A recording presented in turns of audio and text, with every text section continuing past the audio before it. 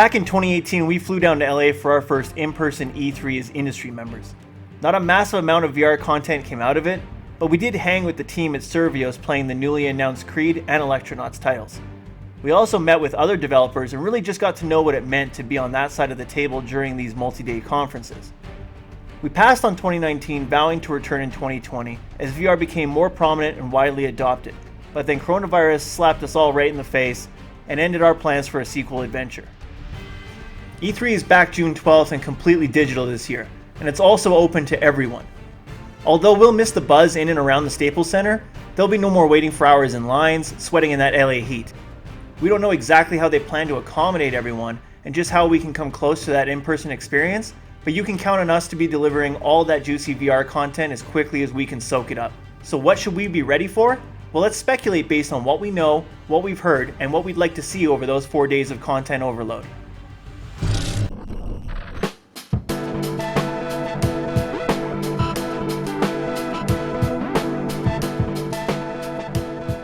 Let's start with Ubisoft, who announced both Splinter Cell and Assassin's Creed VR titles last year, coming exclusively to the Oculus platforms, stating that these will be brand new chapters in the stories we love.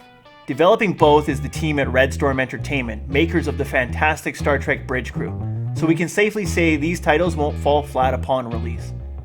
Shout out to the team at Ubisoft Dusseldorf, who have created amazing VR escape rooms set in both the Assassin's Creed and Prince of Persia worlds, as they are co-developing these titles as well. If you haven't had a chance to experience these, honestly, head down to your nearest VR arcade and check it out.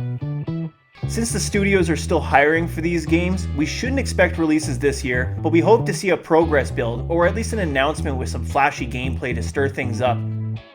Now there's one more title we may hear about during the Ubisoft showcase, and that is the Far Cry VR experience coming exclusively to zero latency arcades in 2021.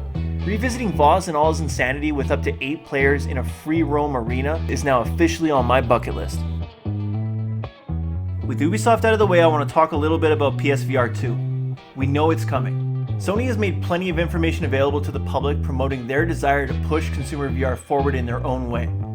We know it won't be released in 2021 sadly, but we also know more information that leads us to believe we will hear more this summer. Sony, as usual, will not partake in the E3 show, but like recent years, host their own conference which falls within the same time period. With that said, we've heard that it will not be wireless and it will rely on inside-outside tracking, which is a massive improvement over the existing model. We also know what the controllers will look like with the official release images seen here. It also seems from these they have not confirmed the final design and may still be tinkering with it. Again, very impressive improvements, and it shows that Sony is paying attention to what customers want, given that these also bear a resemblance to the Oculus Touch and Index remotes.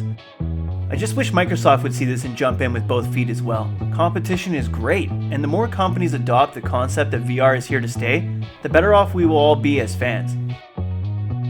The actual PSVR 2 headset is still shrouded in secrecy, so fingers crossed Sony comes flying out of their event with a slew of VR detail and stokes the fires of more AAA content from the gauntlet of developers behind them. Besides the possibility of Horizon's Forbidden West VR support, one other bit of news which has us tingling with interest is that Naughty Dog is rumored to be developing something very big for PSVR 2. Codenamed Strays Cross, it will be released for PS5 with PSVR 2 support. Some sort of sci-fi time-traveling story done as a first-person shooter. Take this with a grain of salt, but here at Field of FOVREAL, salt is a way of life. Hey, you remember PlayStation Home? Well, guess who just renewed their trademarks? On the opposite end of the spectrum, and although a living, breathing world would be amazing, not one of us can shake the thought of this turning into an SAO scenario. Given recent public mentions from Kawahara in support of Elon Musk's Neuralink, it can't be too far off. Would you sign up for the beta? We certainly would. First 100,000 get a free t-shirt. Where was I? Right, Oculus.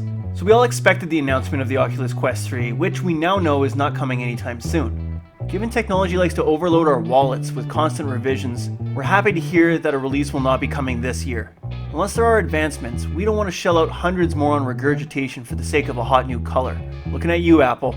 However, we have come across more than one source that a Quest Pro will be ready soon, which begs the question, why?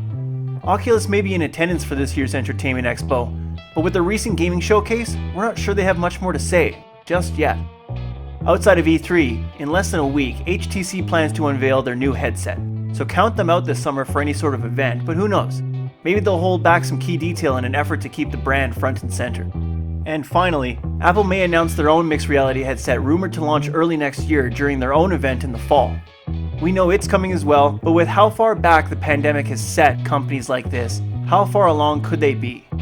It's interesting to see companies host their own events outside of the consolidated 4-day window, but at the same time, it takes a little wind out of the sails. E3 used to be the be-all to end-all for industry professionals, and until in-person events resume on a mass scale, expect more companies to break off through the year to demand focus. I'm not a huge fan of this concept. I embrace the overload, the one-stop shop of information to download. E3 is a thrilling time for the entertainment industry, and that's why we'll be there. So mark your calendars and join us for the live event, June 12th.